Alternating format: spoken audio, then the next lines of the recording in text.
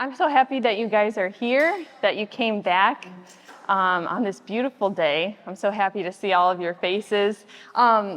Just to give you a heads up, I don't know if I made this clear before, but we are on, so this is our 5th meeting, and we are going to have one more after this. So 2 weeks from tonight is going to be week 6, and then we're going to take a break for the summer. So we won't meet all through the summer, but then we're going to pick back up in the fall and do this again. So if you want to be part of it, we would love for you to be part of it again. But yeah, so tonight and then 2 weeks from tonight will be our last one, and then we'll break from the summer for the summer. I know I do see some faces that maybe you guys haven't been here before. So just to give you a heads up of how tonight is going to go, I'm just going to talk for a little bit. The idea of doing this, the idea came from just the idea of what does the Bible say to women or about women. So the idea was to take a look at all the places in the Bible where it says something about women or specifically to women, and just take a look at those passages and try to learn from those and apply them to our lives as women. So tonight we're going to be doing that with something that was specifically written to women in the Bible. So I'm going to talk, and then we're going to have a little bit of time to discuss with your table.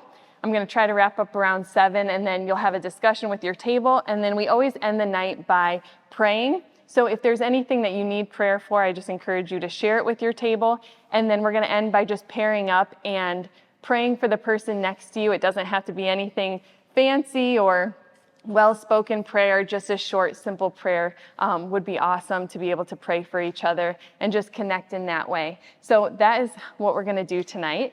And tonight is actually a little bit different because we've been talking about the last 4 weeks, we've kind of talked about, what God made us for.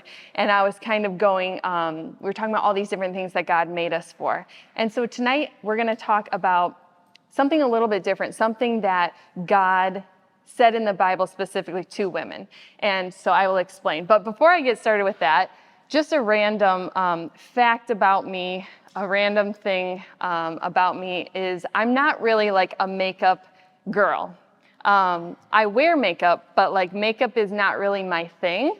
Like I don't enjoy wearing it. It's not like fun for me, like my sister's really into makeup and loves doing different things. And over the years, growing up, she would always try different things and, try new products and stuff. So I don't really like pay attention to that. I don't think I've ever like watched a makeup tutorial like ever in my life.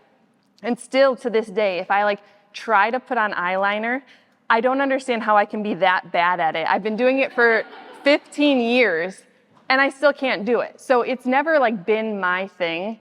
But at the beginning of this year, I decided that I wanted to like invest in some makeup. I wanted to be like an adult. I'm 30, like I'm still using makeup I was using in high school, like that I got at a random gas station, and same brushes, and I was like, I need to do this. So I decided I was gonna get new makeup, and I got some like Sephora gift cards for Christmas.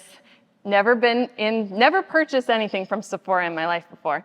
So I went to Sephora, and I decided that I was gonna get all my makeup from this company called Rare Beauty. I don't know if you've heard of it or seen it. It's Selena Gomez's makeup brand. And I don't know why, but I felt like I could trust her when it comes to makeup. And so I just put all my eggs in one basket and just got everything from Rare Beauty. And I got, all my basics from there. And it's pretty, and I don't know. That was all the facts I went on. I just bought it all. So I switched. So now I use Rare Beauty. And when you open up the little boxes of Rare Beauty, it says, "You are rare" on it. And so the definition of rare is unusual or uncommon. So based on that, I'm not sure if every single person who opens up a box of Rare, who purchases Rare Beauty products, is actually rare, right? It's uncommon, unusual. However, thinking about this idea, when you think about Rare Beauty, what that means, it got me thinking about what the Bible would describe as rare beauty, because there is a kind of beauty that the Bible talks about that I think is actually rare. So that's what we're going to be talking about tonight.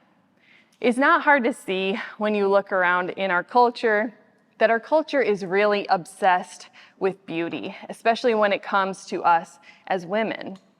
In 2022, the beauty and cosmetic industry generated $49 million of revenue just in that year. So that's like our hair care, skin care, makeup, nail polish, all of that. We spent $49 million on those things.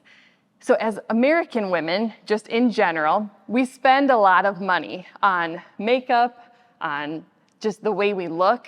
There's hair care, skin care, nails, perfume, hair removal, tanning, teeth whitening, right? There's all of these things that we have to keep up with. And it can just become exhausting.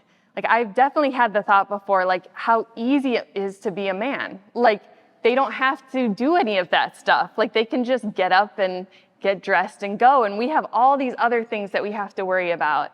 It can feel so exhausting sometimes. And also, it gets really expensive, right? And not to mention, especially like if you care about the way your body looks too, trying to stay fit and then trying to have fashionable clothes that are, in season. It's a lot to keep up on. And we're bombarded a lot with ads, of course, about new products and new programs that promise these drastic results. We see celebrities who look half their age because of all these procedures and work that they've been able to do, and influencers with perfect skin and perfect bodies. And I think being exposed to all of this all the time can result in a lot of insecurity in us and in how we look.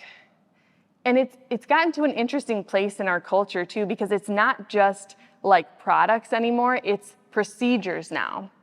Because cosmetic surgery has become so much more accessible and affordable to us, that more and more average women, whereas before it used to be reserved for like the very rich or, people who lived in certain parts of the country, but now it's just average women in average communities considering these procedures like Botox and fillers and getting a tummy tuck or a breast enhancement, any of these things.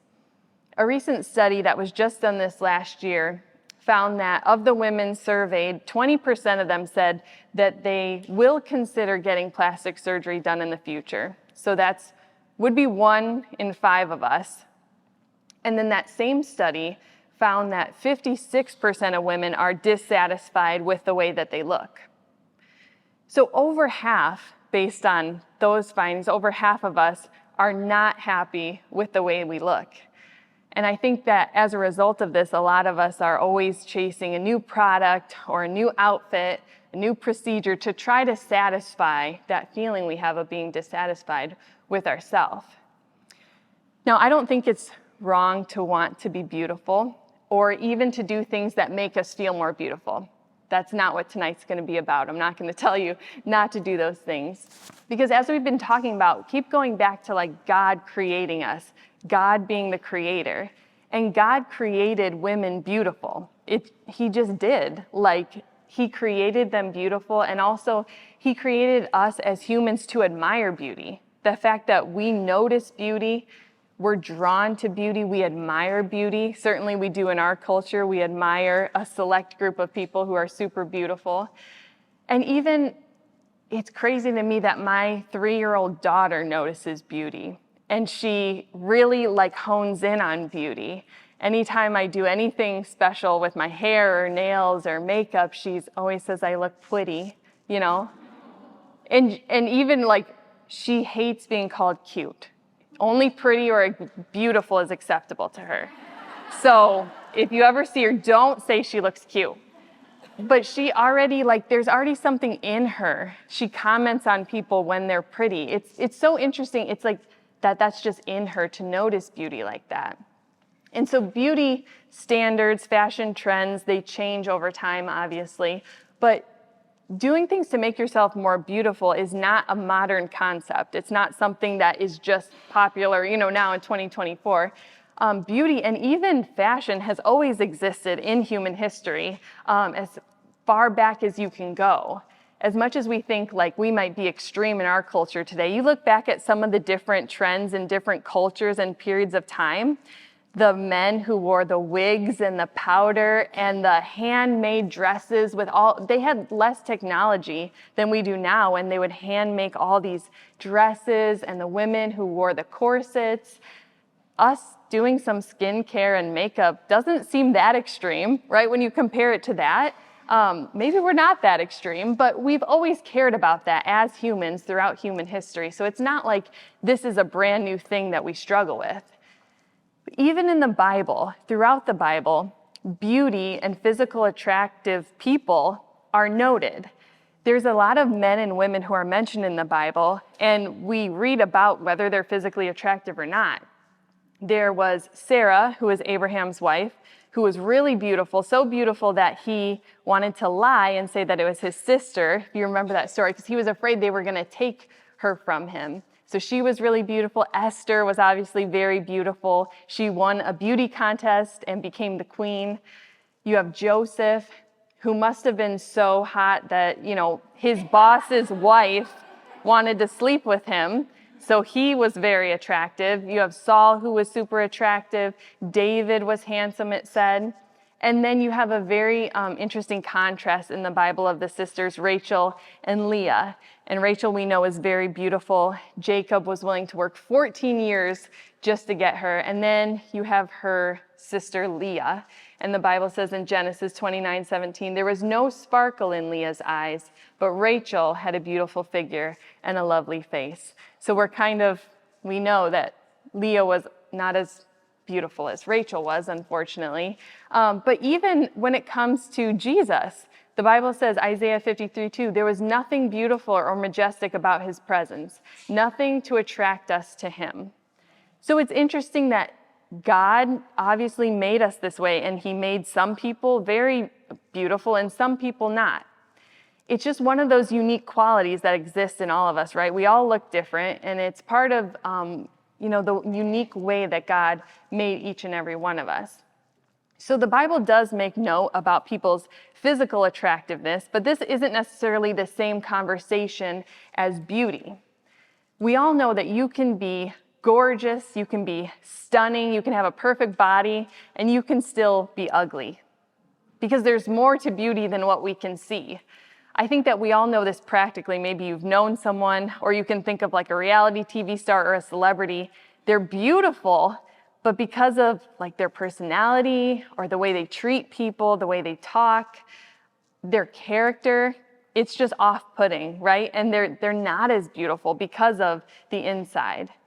So I think that we know this practically. We know beauty is only skin deep, right? That type of thing.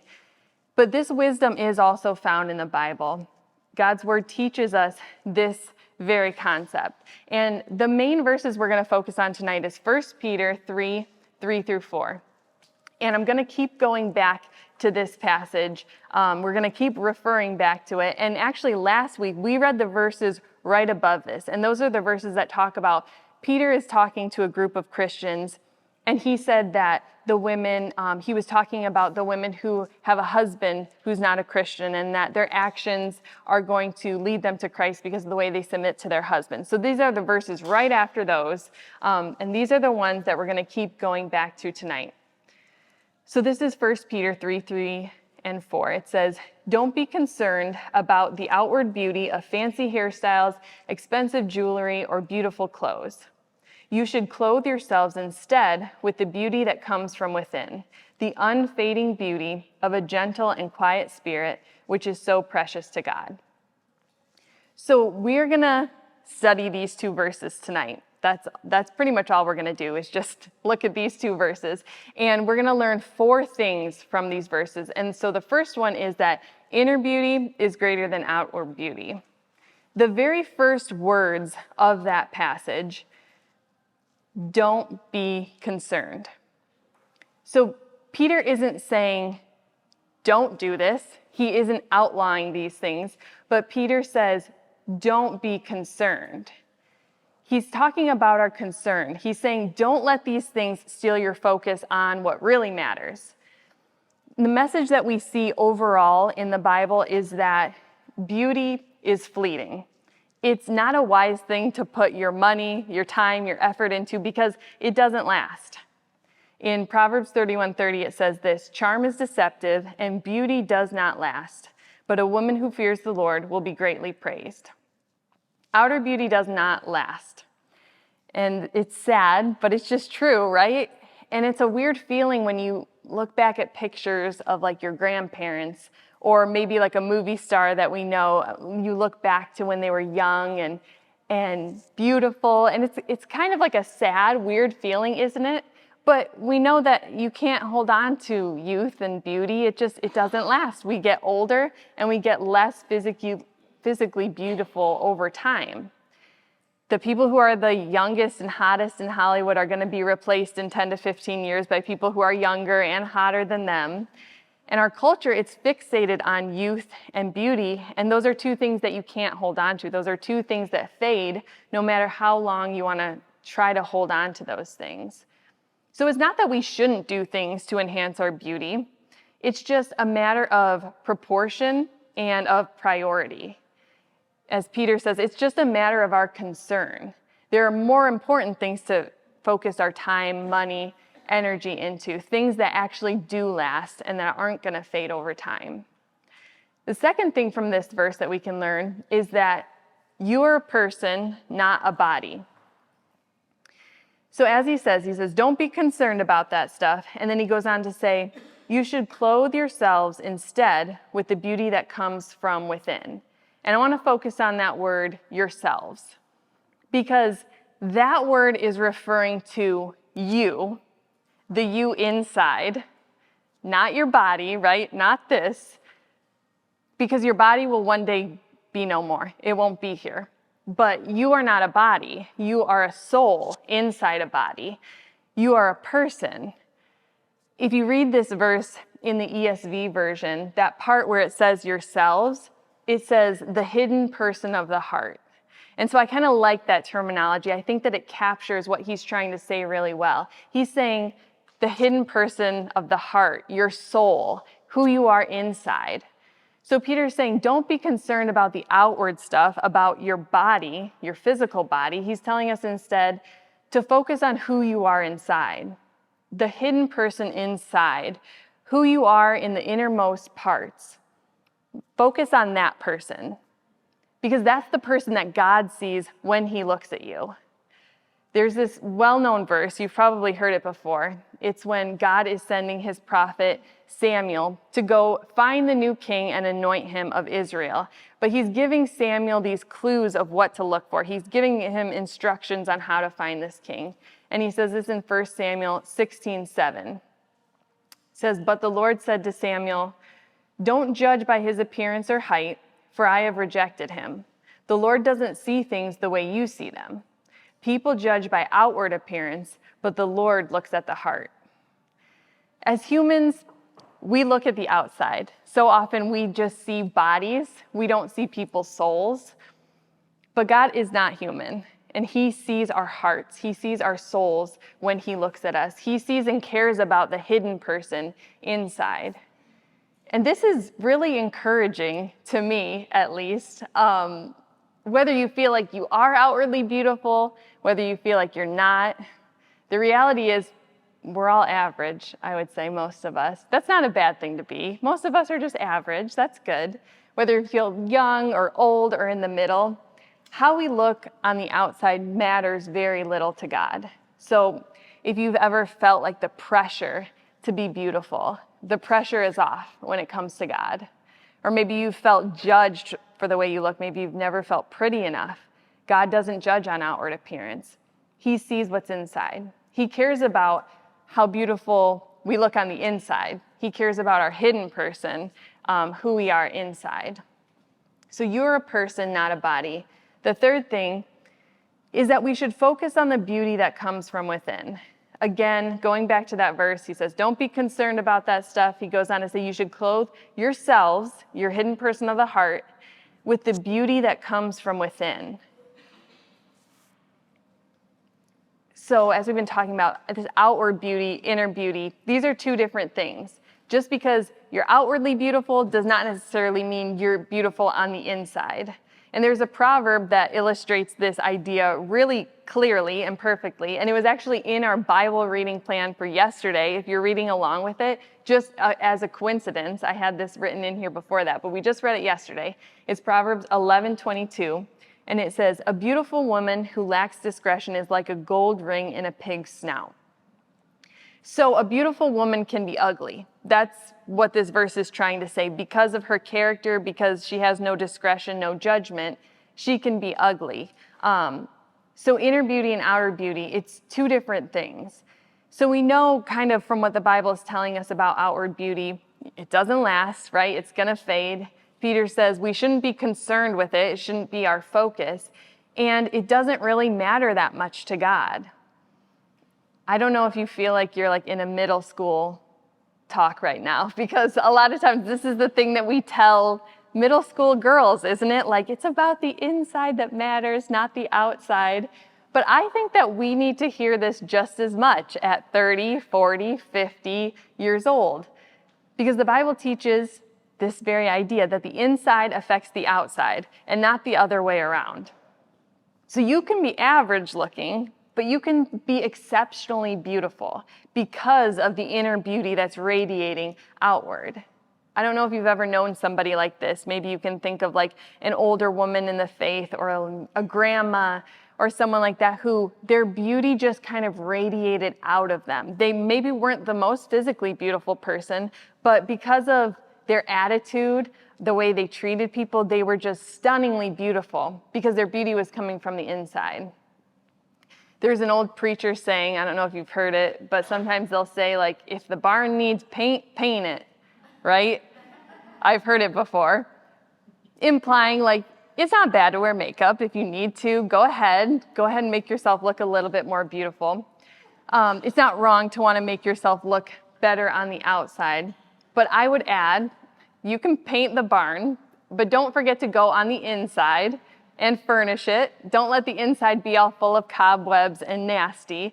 You want to paint the barn, but also go inside and make sure the inside, that we don't neglect the inside as well. So we want to focus on the beauty that comes from within. The fourth thing is that inner beauty is unfading. So continuing on with this verse, you should clothe yourselves instead with the beauty that comes from within, the unfading beauty of a gentle and quiet spirit, which is so precious to God. So I think that it's really interesting that he says this beauty is unfading. We know that beauty fades, so this is really notable. This is like kind of like a beauty secret, right? He's promising this beauty that doesn't fade over time, which is really interesting because the Bible itself says beauty fades. So it's kind of like he's giving us this beauty secret. He's giving us this big promise, right? That this beauty is not going to get weaker. It can actually get stronger. But this beauty is different, right? It's different than outward beauty because it's talking about the inner beauty of the hidden person. So what's the key to this unfading beauty? Well, he says in that verse, the secret of this beauty is a gentle and quiet spirit. And so I really want to understand what this means, because this is what's going to give us that unfading beauty that doesn't get weaker as time goes on, as you get older. It can actually get stronger. But not only that, it says that it's so precious to God. And I just think that that's just an amazing thing to think about for a minute, that it says this is precious to God. And we're not told that many times in the Bible about like a specific thing that God finds to be really just special and precious. And this is one of those things, and it's reserved for just us as women. And it's this gentle and quiet spirit, this unfading inner beauty that when we cultivate it, it's so precious to God. I want to be precious to God. I think that I want him to see me as precious. And that word precious, the other place that it's used in the Bible is the story where the woman comes to Jesus and she has the perfume and she pours it on his feet and she wipes his feet with her tears. And that perfume was precious. It was costly. It was very excellent. So that word precious that's used for that perfume, that's the word that's used. So that's how God feels about this gentle and quiet spirit. That's how precious it is to him. It's like this rare perfume. So I want to take a few minutes talking about this gentle and quiet spirit, because I feel like if we just read that and take it for what it is, okay, God finds a gentle and quiet spirit beautiful, we're not going to get everything that there is to it. I think that if you just take that for face value, we might get the wrong impression. Again, it might sound like it's kind of demeaning, because gentle seems like weakness, not strength necessarily. And quiet, does that mean that we can't ever say anything? We shouldn't speak up? Should we just be like a doormat? Like, what is that about, having a quiet spirit? That's not at all what this verse is saying. That first word, gentle, is also translated as meek. Most translations will use the word meek. And I think that just in general, we have a pretty poor understanding of what meek means. Even if you look it up in the dictionary, it's not necessarily the same way that the Bible uses it when they say meek. So meek does not mean weak. Meek means power under control. Jesus was meek. He described himself as meek. Actually, in his own words, he said that he's meek and lowly in heart. That was the words that he chose to describe himself. Moses was also a great picture of meekness. I've always found it so interesting in the Bible how it says Moses was the meekest man to ever walk the earth. So these men were not weak. If you take a look at their stories and what they did, I don't think weakness would be a characteristic of who they were. They didn't walk around quietly, like, with their head bowed. They did crazy stuff. Jesus was flipping over tables. Moses was like smashing a rock with his staff. And these were who we have as examples of meek and gentle men. So it's power under control. The ancient Greek army used the word meek to describe war horses, because they would take wild horses that were out living unruly, crazy, and they would try to bring them in and train them so that they could be used in the army, in their armed forces. And the horses that were no longer unruly and rebellious, they would call meek. So they were these powerful animals, but if you could bring them under control, they would call them meek. So that's kind of where that word comes from. That's what the gentle part of this means. It's meek means strength under control. So as a woman, this gentle spirit looks like a spirit under God's control. So your emotions under God's control, your attitudes under God's control, your words under God's control. That's what a gentle spirit is. It's power under control. And then the quiet part, this word doesn't mean quiet as in we talk softly or we don't say a word. Again, it's referring to the hidden person. It's referring to your spirit, not necessarily the you on the outside. So that word quiet actually translates to tranquil or undisturbed or serene. So that's kind of what you want to think about when you think about the quiet part of that. And the picture that you can get in your head is of really still waters, just calm, undisturbed.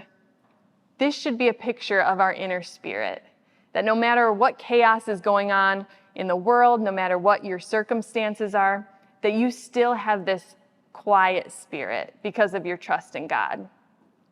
So this gentle and quiet spirit that Peter's telling us about, this truly is rare beauty. This is uncommon and this is unusual. I think what's way more common for us in our culture is an out of control and loud spirit. The out of control spirit, not having that meekness like we're talking about, power under control. It's out of control. It's letting our attitudes and emotions lead us in whatever way they do, not having control of those things. And then it's loud. That picture of calm water, I think what's more common is like a raging sea with waves being tossed back and forth. It's loud, crashing on top of each other. That's how a lot of women's spirits are. There's no calmness. It's unsettled and it's loud. But we're called to have this rare beauty, this rare unfading beauty of a gentle and quiet spirit. So how do we do this? How can we get this spirit? I want to just stop and consider for a moment, as we were talking about concern, how much concern and effort do you put towards your outer self?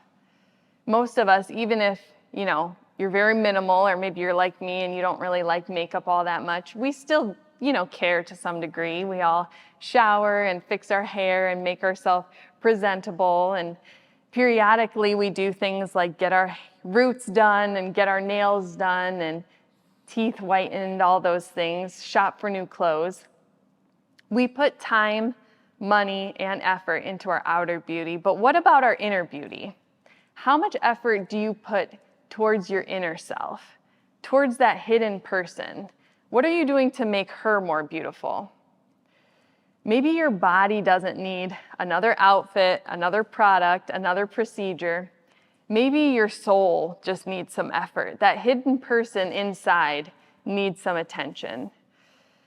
If we want that rare beauty that Peter talks about, we have to go about getting it a completely different way. We can't do anything to our physical body to get this inner beauty that he's talking about. But the amazing thing about it is it's not like it's set. We can do things to grow it. We can do things to cultivate this gentle and quiet spirit. Unfortunately, we can't just go pick it up somewhere at Sephora, right? This gentle and quiet spirit, it's like a byproduct of just knowing who we are in Christ and spending time with him, trusting in him, walking with him. And this gentle and quiet spirit is a byproduct of that. So what if we spent as much time on our inner beauty as we did our outer beauty? Remember, Peter doesn't outlaw any of these things. He doesn't tell us any of these things are wrong to do. He just said, make sure your concern for these things isn't greater than your concern for other more important things. So you just might need to check your concern. It's not that you don't need to be concerned at all. It's just that you might be concerned too much. And so think about what's your concern for your body in proportion to what's your concern for your soul. What if we spent as much time praying as we did doing our hair and makeup every day?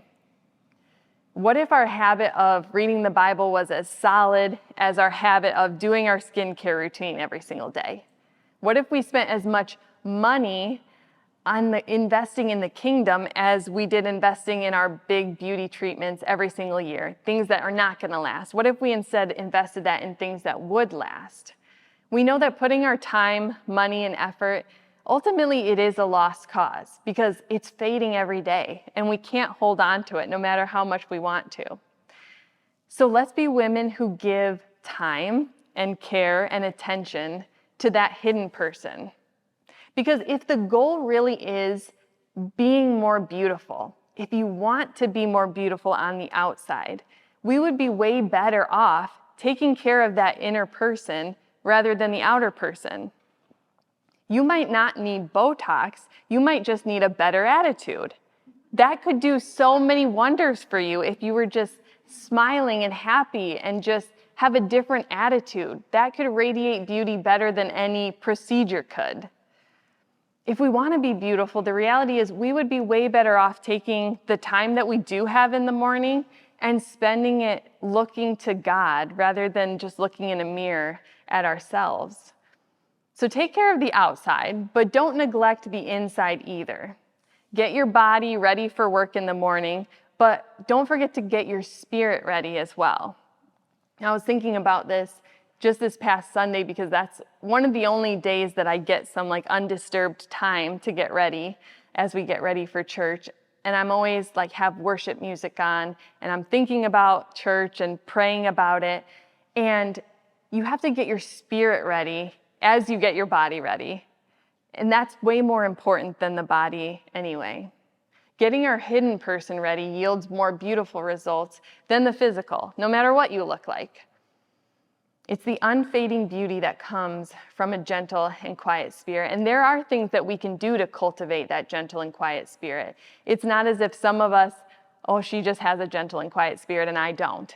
There's things we can do to get there. There's things we can ask God for help with and for the Holy Spirit to do these things in us.